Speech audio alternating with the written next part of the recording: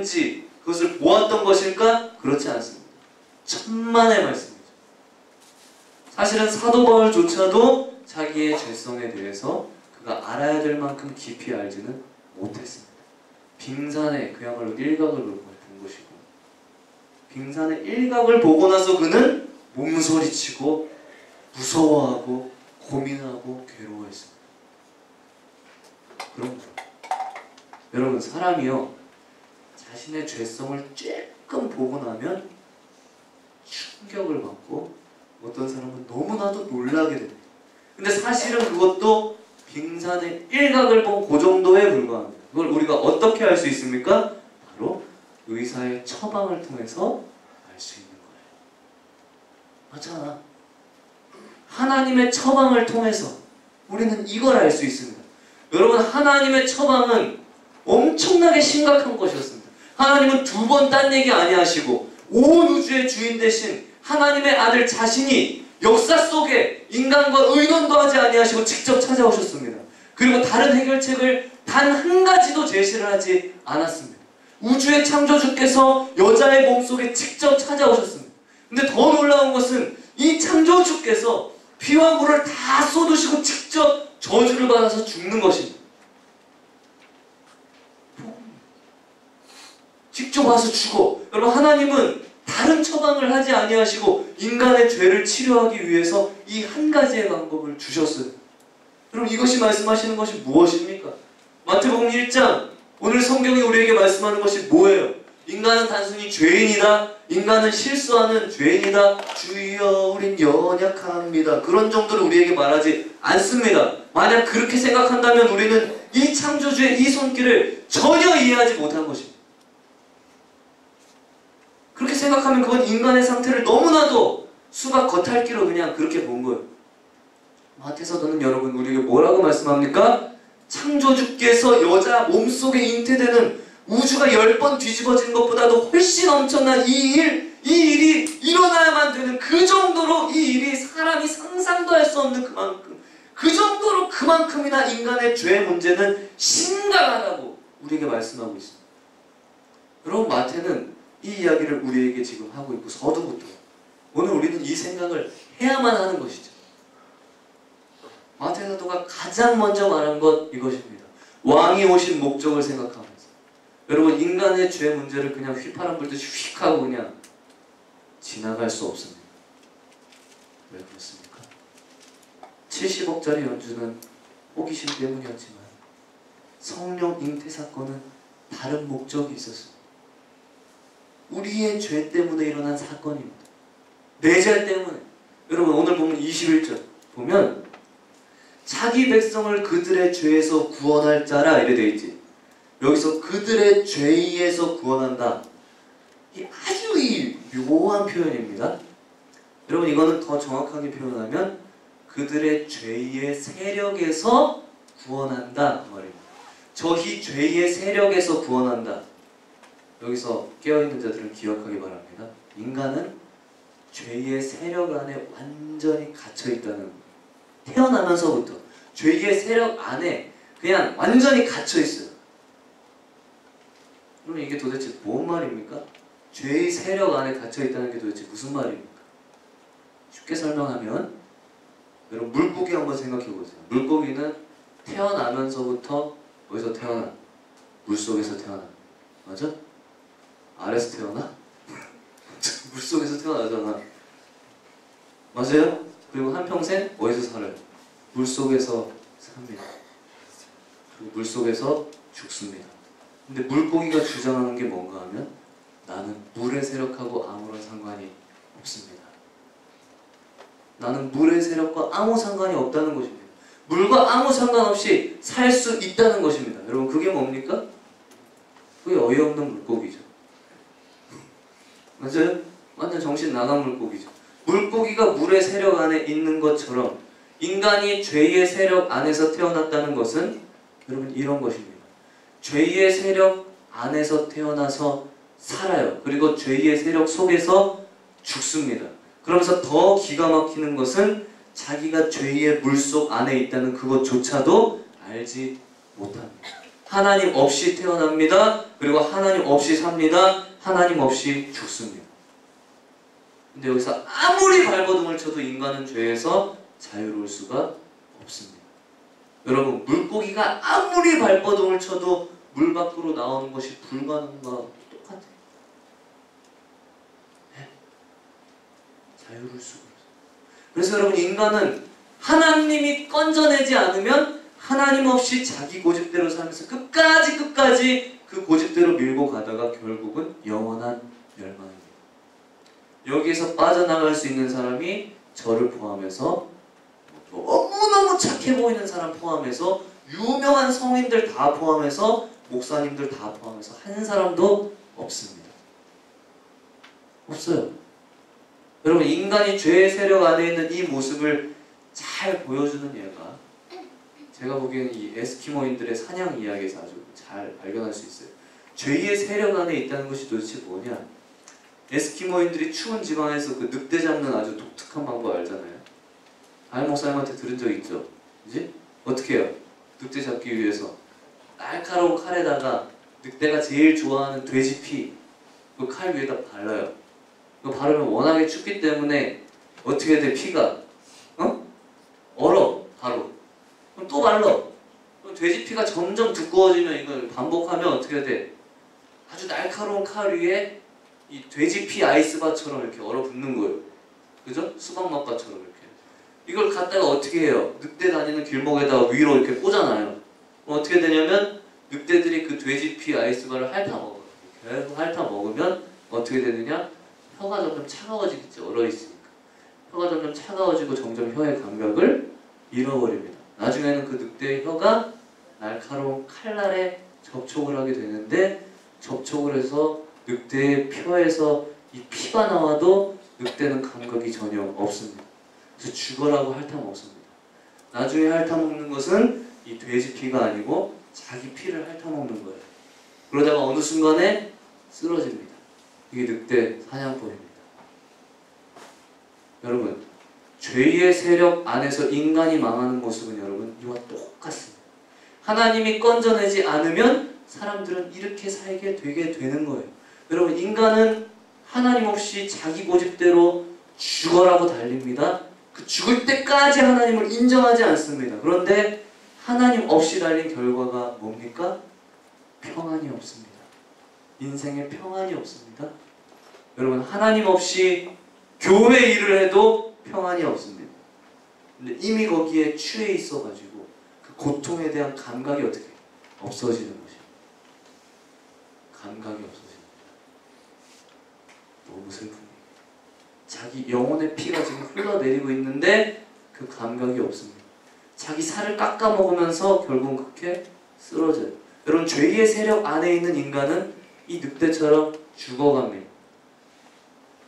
여러분, 우리 주위에 있는 인생들 한번 보십시오. 하나님 없이 허무한 것에 굴복하고 자기 고집대로 인생을 밀고 가는데 계속 그 영혼에 피를 흘리고 감에도 불구하고 죽어라고 고집대로 달려가는 거예요. 자기가 죽어가고 있는 것도 모르고 있어요. 결국 그렇게 쓰러져서 끝이 나는데 죄의 세력 안에서 죽어가요. 왜 이런 일이 벌어지느냐? 죄의 세력 안에 있기 때문에 그렇습니다. 여러분, 이 인간을 치료할 방법이 인간들 속에 있느냐? 없습니다. 이 세상 속에 방법이 한 가지라도 있느냐? 없습니다. 목사님, 방법이 한 가지도 없습니까? 없습니다. 한 가지도. 그러면 인간을 절망에서 건질 다른 방법이 있다고 말하는 이 세상의 말들은 도대체 뭡니까? 전부 거짓말입니다. 좀 믿으셔도 돼요. 돈 많으면 행복해? 아닌 거 다 알죠? 뭐 돼? 뭐 말해봐. 뭐예요? 참된 평안. 뭔데? 가르쳐줘. 말해. 없어요. 전부 거짓말입니다. 왜 그럴까요? 만약에 이 세상 속에 인간을 치료할 방법이 단 한 가지라도 있다면 여러분, 창조주께서 이 땅에 오실 필요가 없습니다. 사랑하는 여러분, 마태사도가 말씀합니다. 이 세상에는 방법이 없지만 우리에게 오신 왕, 그는 우리를 건져낸다는 것입니다. 마태가 이 말씀을 합니다. 죄의 세력에서 건져낸다는 거예요. 발버둥을 아무리 쳐도 나올 수 없는 이 물고기를 건져내듯이 인간 죄의 세력에서 인간을 건져낸다고 말합니다. 오직 그가 건져낼 수 있어요. 아들을 낳으리니 이름을 예수라 하라. 이는 그가 자기 백성을 그들의 죄에서 그들의 죄의 세력에서 구원할 자이심이라 하니라. 할렐루야. 아멘. 이 왕이 오신 목적입니다. 아멘이 안 나오죠? 왜? 너무 엄청난 일이거든.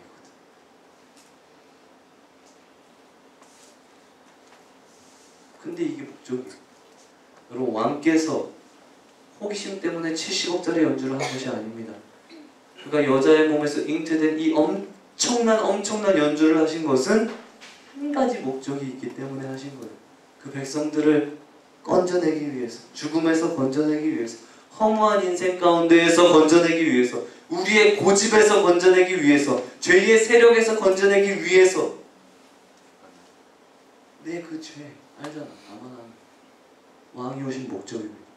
여러분, 그는 사람이지만 우리와 같은 사람이 아니라 사람인 동시에 그는 창조주이시기 때문에 그는 사람을 건진다는 거죠. 건져. 이것이 마태가 우리에게 말씀하는 논리요 주장입니다. 그는 사람을 건질 수 있다. 죄의 세력에서 건질 수 있다. 우리의 허무한 인생 가운데에서 건질 수 있습니다. 못된 습관 가운데에서 건질 수 있는 겁니다. 아주 지긋지긋한 영적인 정체에서도 건질 수 있습니다. 여러분, 지금도 왕께서는 우리를 건지시는 거예요. 지금도. 여러분, 과거의 고통에서 건지십니다. 상처에서 건지십니다. 그놈의 상처에서 건지십니다. 여러분, 오늘도 그 쓴뿌리에서 우리를 건지십니다. 예수님께서 우리를 건지세요. 이 세상에는 방법이 전혀 없지만 예수 그리스도께서는 건질 수 있다고 말씀하십니다. 왜 그렇습니까? 마태의 말이 이것이죠. 그는 사람이지만 우리와 같은 사람이 아니라 그는 사람인 동시에 전능한 창조주 하나님이기 때문에 우리가 건짐을 받을 수 있다고 말하고 있어요. 오늘 마지막으로 그렇다면 누가 이 은혜의 주인공이 되느냐? 누가 예수의 축복을 받습니까? 오늘 마태는 그걸 소개하고 있습니다. 요셉 같은 사람입니다. 자, 요셉 같은 믿음을 가진 사람입니다. 24절, 25절 한번 다시 볼게요. 24절, 25절. 우리 한번 인간적으로 읽어봅시다. 시작. 요셉이 잠에서 깨어 내 사자의 동들을 하여 그 아들을 데려왔으나 아들을 아직까지 충성하지 않으니 다음에 이름을 예수와. 여기까지. 여러분, 성경은 이 요셉의 모습을 우리에게 지금 보여주고 있는데, 요셉의 모습 속에 여러분, 믿음이라는 것이 도대체 무엇인지를 우리는 봅니다. 마태는 이것을 위해서 요셉의 모습을 지금 기록을 하고 있는 거예요. 여러분, 요셉은 얼마든지 주저앉을 수 있습니다. 느닷없이 찾아온 이 하나님의 이 거대한 손길, 여러분, 그것은 이 요셉의 머리로는 도저히 이해할 수가 없는 것이었습니다. 여자의 몸속에 있는 하나님, 들었어? 여자 몸속에 있는 하나님, 이걸 어떻게 여러분 이해합니까? 요셉의 머리로 이해할 수 없었습니다. 그래서 요셉은 얼마든지 이렇게 할 수 있죠. 난 이해가 안 가. 성령 잉태라는 것이 내 머리로 이해가 안 가. 내 머리로 이해될 때까지 난 한 발자국도 움직일 수 없어. 그렇게 할 수 있습니다. 왜 그렇게 못해? 그러나 여러분, 요셉은 그렇게 하지 않아요. 여러분, 한번 생각을 해보기를 원합니다. 이 시점에서 요셉에게 중요했던 것이 무엇입니까? 요셉이 중요하게 생각했던 것이 무엇입니까? 객관식 1번. 자기 머리로 이해되느냐 안 되느냐. 객관식 2번. 이 말씀이 진실로 하나님의 말씀이 맞느냐 아니냐. 여러분, 요셉한테 중요한 거 뭐예요? 몇 번이에요? 2번. 고맙다. 바보는 아니에요. 그럼 2번. 여러분, 우리 머리로 이해가 되느냐 안 되느냐, 여러분, 이것이 중요한 것이 아닙니다. 중요한 것은 이 말씀이 진실로 하나님의 말씀이 맞느냐 아니냐, 그것만이 우리에게 중요합니다. 아멘. 여러분, 요셉이 확인한 것은 바로 이것이었어요. 이 말씀이 하나님의 말씀이 맞느냐 아니냐, 이걸 확인했습니다. 그리고 그것을 확인한 뒤에는 자기 머리로 이해가 되느냐 안 되느냐 그걸 중요하게 생각하지 않았습니다. 왜 그렇습니까? 하나님 얼마든지 자기의 상식을 초월해서 일하실 수 있다. 자기 머리로 다 이해되지 않아도 요셉은 받아들이고 그리고 움직이기 시작했습니다. 여러분 제가 얼마나 많은 사람을 만났겠어요. 뭐 한 15년 이상 사용했는데 길진 않지만 진짜 많이 만났어요. 어떤 사람은 하나님의 일을 자기 머리로 다 이해할 때까지 안 믿겠다고 말을 합니다. 여러분 그거는 바보 중에 바보입니다. 왜요? 인간이 자기 머리를 가지고 하나님의 일을 다 담아낼 수 없습니다. 차원 자체, 여러분하고 개미 차원이랑 똑같아요. 뭐 똑같아 그게? 그것도 말이 안 되지. 여러분 하나님 다 이해하려고 그랬어요? 교회 다니면 하나님 알 수 있어요? 여러분 하나님의 그 구원의 사건을 우리 머리로 담아내려고 하면 머리가 터져버릴 거예요. 다 이해되어야 믿는 것이 아닙니다. 여러분 꼭 머리 안 좋은 사람이 그런 얘기 많이 하더라고요. 여러분 다 이해돼서 믿는 거 아니라고요. 중요한 것은 이 말씀이 하나님의 말씀이 맞느냐 그걸 확인하는 것입니다. 요셉은 그걸 확인했습니다. 그리고 나서는 뭐예요? 움직이는 것입니다. 다 이해되지 않아도 움직이는 것입니다. 내 머리로 다 이해되지 않지만 하나님은 얼마든지 하실 수 있다. 이것이 마태가 제시하는 믿음입니다. 이 구원받는 믿음입니다.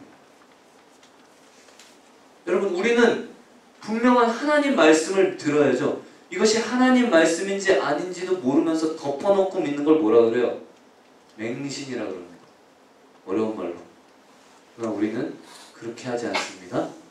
그러나 여러분 우리가 읽고 우리가 듣고 있는 이 말씀은 하나님의 말씀입니다. 복음은 여러분 하나님의 말씀입니다. 예수의 부활이 이것을 증명하고 있습니다. 여러분 이것이 분명하다면 우리는 머리로 다 이해되지 않아도 움직여야 되는 겁니다. 요셉을 보십시오. 그는 맹신이 아닙니다. 자기에게 찾아온 이 말씀이 하나님의 말씀이라는 것을 확인을 합니다.